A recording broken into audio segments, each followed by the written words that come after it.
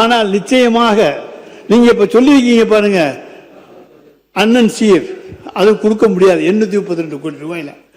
ஏன்னா 2022-23 மட்டும் நாங்க மூவாலூர் ராமாமிர்தம் அம்மையார், அதே போல முத்துலட்சுமி ரெட்டி அம்மையார் திருமண உதவி திட்டம், இந்த திட்டங்கள்ல கொடுத்த பெண்களுடைய எண்ணிக்கை மட்டும் 1 லட்சம். அப்ப எல்லா பெண்களும் என்று எடுத்துக்கொண்டா நிச்சயமா 2 லட்சம் 3 லட்சம் பேர் வருவாங்க.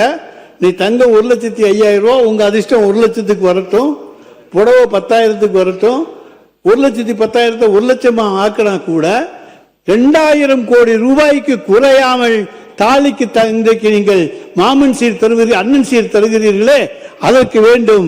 ஆனால் அதற்கு ஒதுக்கி இருப்பது 832 கோடி ரூபாய் மட்டும்தான் நிதியமைச்சர் அவர்களே. அதே போல ஒவ்வொரு சைக்கிள் சொல்றீங்க, அது நாங்க 3,900 ரூபாயில சைக்கிள் கொடுத்தோம். இப்ப சூப்பர் சைக்கிள் கொடுக்க போறீங்க 8,000 ரூபான்னு சொல்றாங்க. அந்த 8,000 ரூபாய் சைக்கிளை கொடுத்தீங்கன்னா அதுக்கு நான் வர்ற பணம் கணக்கு பார்த்துக்கங்க. எதுவுமே நீங்கள் போட்டிருப்பதெல்லாம் அரைகுறையாகத்தான் இருக்கிறது, முழுமை அடைகின்ற தொகை அதிலே கொடுக்கப்படவில்லை. எனவே இந்த பட்ஜெட்ல நீங்க மாண்பு நிதியமைச்சர் சொல்றேன், சொன்னா கோச்சிங் என்ற அந்த வார்த்தையை மட்டும் அவைக்குள்ள நீக்கிறேன். மாண்பு நிதியமைச்சர். மாண்புமிகு பேரவைத் தலைவர் அவர்களே, சீனியர் மோஸ்ட் இந்த ஹவுஸ் அவர் சொல்லியிருக்காங்க, அவங்க தலைவரை எங்கே தேடுவோன்னு சொல்லியிருக்கிறாங்க, எங்கே கண்டுபிடிப்போம்னு சொல்லியிருக்காங்க, எங்கே பார்க்க முடியும்னு சொல்லியிருக்காங்க. மகள் உரிமை தொகையை பற்றி நீங்கள் கேட்டிங்கன்னா தலைவர் நேம் தான் வரும்னு சொல்லியிருக்கீங்க. ஏன் இன்னும் அடிஷ்னலாக ஒன்று நீங்கள் மிஸ் பண்ணிட்டீங்க. தமிழ்நாட்டில் இருக்கிற ஒவ்வொரு தலைமையிலையும் 1,28,000 கடன் விட்டது போனது நீங்கள் தான். அங்கே தான் அவர் தேடணும்னு நினைக்கிறேன் நான்.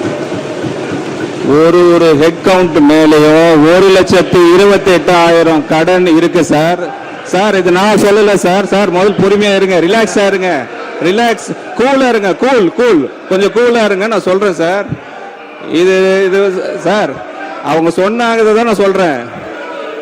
1,28,000 ரூபாய் கடன் ஒவ்வொரு ஹெட் கவுண்ட் மேலேயும் இருக்க காரணம் ஹிஸ்டரி படிச்சது previous DMK கவர்மெண்ட் மட்டும்தான். அவங்க பினான்சியல் லாஸ் பண்ணது தான், அட்மினிஸ்ட்ரேட்டிவ் கொலாப்ஸ் தான். நாங்க 50 வருஷம் இல்ல சார், நாங்க 50 வருஷம் ஆச்சு இல்ல. ரிலாக்ஸா இருங்க சார். சார் ரிலாக்ஸா இருங்க, நீங்க கத்துறதுனால பிரயோஜனம் இல்ல சார். சொல்றத கேளுங்க, கொஞ்சம் ரிலாக்ஸா இருங்க. சொல்லிக்கிட்டே இருக்க வேண்டியதுதான், நீங்க கோரஸா கத்திக்கிட்டே இருக்க வேண்டியதுதான், இருக்க வேண்டியதுதான். நான் சொல்றத கேளுங்க, இதை நான் பொய்யா சொல்றேன். ஆக்சுவல் என்ன பட்ஜெட்ல சொல்லிருக்காங்களோ, என்ன சொல்லிருக்காங்களோ அதை தான் நாங்க சொல்லிருக்கோம் ஒயிட் பேப்பர்ல. நாங்க வேற ஒண்ணும் புதுசா ஒண்ணும் சொல்லலையே. அவைத் தலைவர் அவர்களே, ஒயிட் பேப்பர்ல நாங்க என்ன சொன்னோமோ அதான் கிளியரா இருக்கு. 1,28,000 ரூபாய் கடன்ன்றது அவங்க விட்டுட்டு போன கடன்.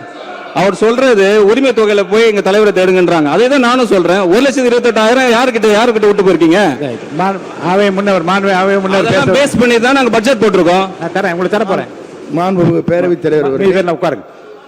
மாண்பு உறுப்பினர் பேசியதற்கு அந்த துறையோட அமைச்சராக இருக்கிற நிதியமைச்சர் அவர்கள் பதில் சொல்கிறார்கள்.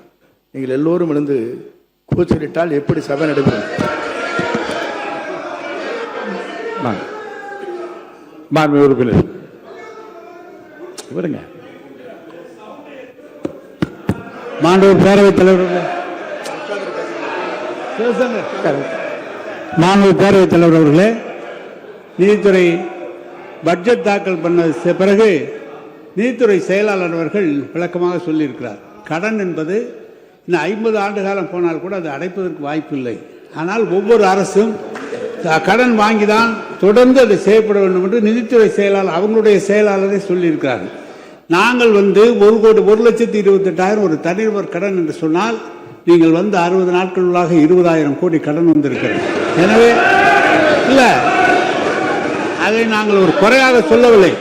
அரசாங்கம் நடத்துவது என்பதே தொடர்ந்து தன்னுடைய முன்னேற்றத்திற்காக கடன் வாங்கக்கூடிய நிலையில் தான் அரசு நடந்து கொண்டிருக்கிறது.